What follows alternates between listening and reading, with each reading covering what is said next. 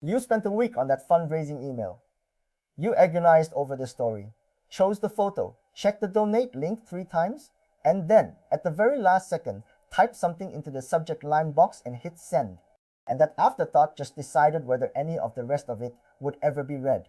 Because most of your supporters make one split-second decision in a crowded inbox, open or ignore, based on a handful of words and nothing else. A brilliant appeal with a dull subject line is an unopened brilliant appeal, which is to say, no appeal at all. This video is about those few words, how to write subject lines that earn the open without tricking anyone, what to avoid, and a simple way to get better at it every single send. One honest note first, this is educational content only. We are not affiliated with any email platform or software, and nothing here is legal or financial advice. So test everything against your own audience and follow your own rules. Why the subject line is the whole game. Let us start with why this tiny thing carries so much weight. Your supporter does not open your email in a calm, quiet room. She opens her inbox on a phone, between a work message and a delivery notice, with 40 other unread things shouting for the same attentions. She is not deciding whether to read your email.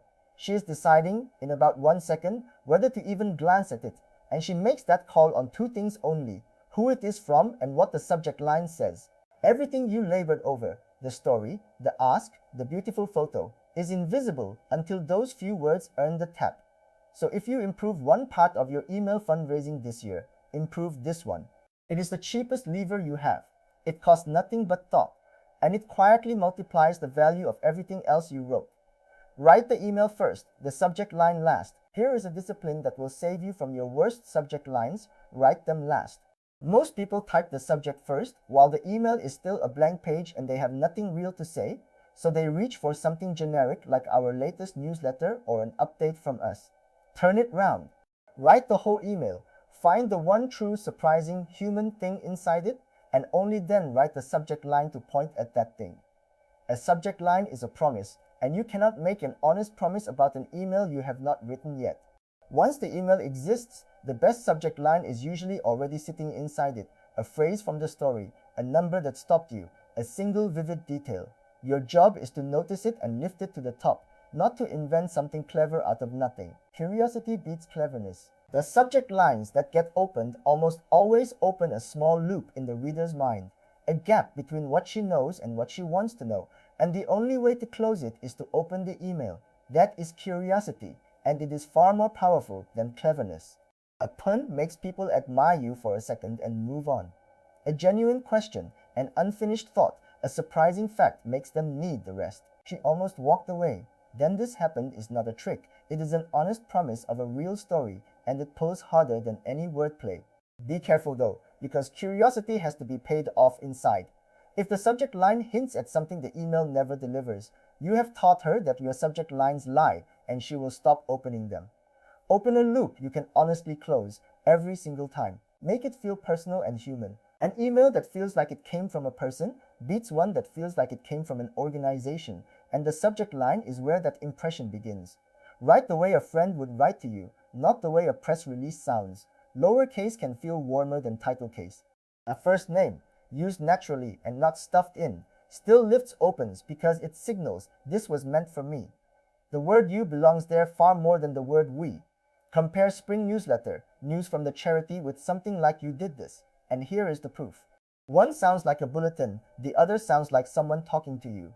You are not writing a headline for a poster, you are writing the first line of a conversation with one real person, who simply happens to be repeated 1,000 times over. Short, specific, and honest. Most inboxes cut your subject line off after a few words, especially on a phone, so the front of the line is precious ground, and the back may never be seen. Put the interesting, specific thing first. Be concrete rather than vague. 3 hot meals for £4 beats help us make a difference, because the human mind grabs the specific and slides straight off the abstract. And keep it honest, which sounds obvious until you feel the pull of exaggeration at 9 at night when opens are low. Do not write urgent if it is not urgent. Do not write "e" as if this were a reply to a conversation that never happened.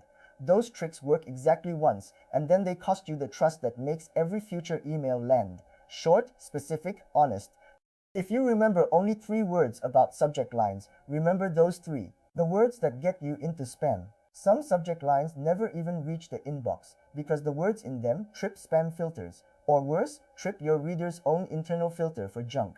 Wall-to-wall capitals, rows of exclamation marks, and words like free, winner, ASIC now, and guaranteed are the vocabulary of the messages people delete without reading. So borrowing that language makes your honest charity look like a scam. Filters also dislike a subject line that is one giant shouted phrase wrapped in a dozen emoji. You do not need to be paranoid or memorize a banned words list. You just need to sound like a trustworthy human rather than a late-night advert. One relevant emoji can add warmth, 10 look desperate.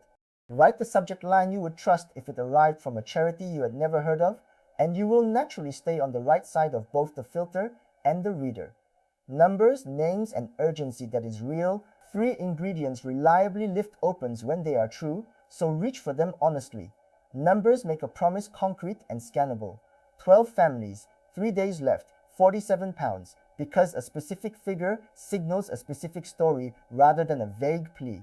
A name, either the reader's or a beneficiary's, makes it personal. Maria has 1 week to find the money is a person, whereas beneficiaries need your help is a category. And real urgency, a genuine deadline, a match that genuinely ends on Friday, gives an honest reason to open now rather than later, which is usually when later quietly becomes never. The word real is doing all the work in that sentence. Manufactured urgency, the countdown that resets, the final chance that comes round every month, is the fastest way to train supporters to ignore you. Use these 3 when they are true, and never pretend them into existence when they are not. Test 2 subject lines, not 10. You do not have to guess which subject line works, you can find out, and it is simpler than it sounds. Most email tools let you split test, sending one subject line to a slice of your list and a second to another slice, then sending the winner to everyone else. The mistake is to overcomplicate it. You do not need 10 variations and a statistics degree. Pick 2 genuinely different ideas, not 2 near identical wordings, maybe a curiosity line against a specific number line, and let real supporters vote with their taps. Then, and this is the part people skip, write down what won and why you think it did. Over a year, those notes become worth more than any expert's advice because they are about your supporters and nobody else's. 2 subject lines, a clear result, 1 line in a running note. That is a whole testing habit a busy charity can actually keep. A small swipe file of openers. Staring at an empty subject line box at the end of a long day is exactly where bad ones come from. So do not start empty, start from a list. Keep a simple swipe file, a plain document of subject line shapes that have worked for you and for charities you admire. Not to copy word for word, but to prompt you when your brain is tired. A few reliable shapes to begin it with. A question the email answers. A number plus a stake, 3 days, 12 families.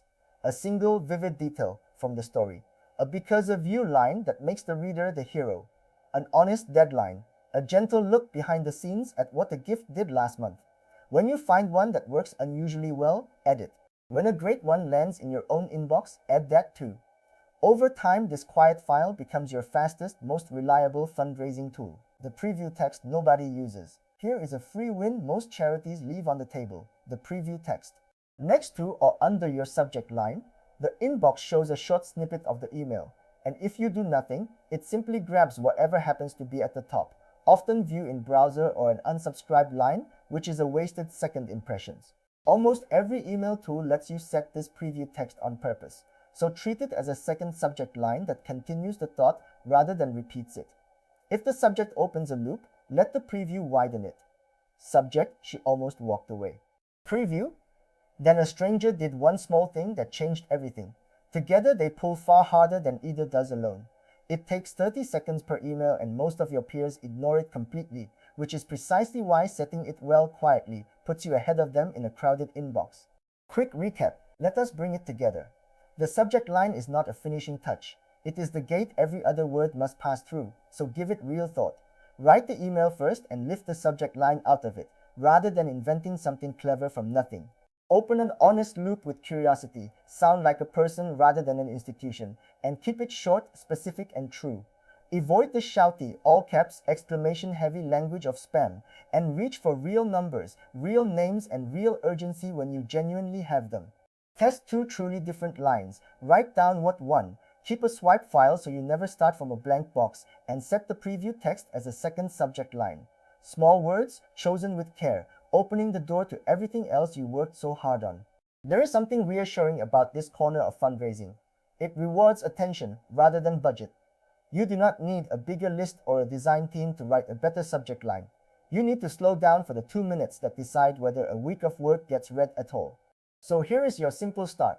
Before your next send, write 3 different subject lines instead of one. Read them aloud and pick the one you would honestly open yourself. Then set the preview text to continue its thought. Do that every time, and your open rates will climb quietly all year. Remember that everything here is educational only. We are not affiliated with any email platform, and nothing here is legal or financial advice. So test against your own audience and follow your own rules. If this helped, subscribe for more practical, honest charity marketing you can actually use, and take a look at the free written guide linked below. We will keep turning big, intimidating topics into calm, doable steps, one video at a time.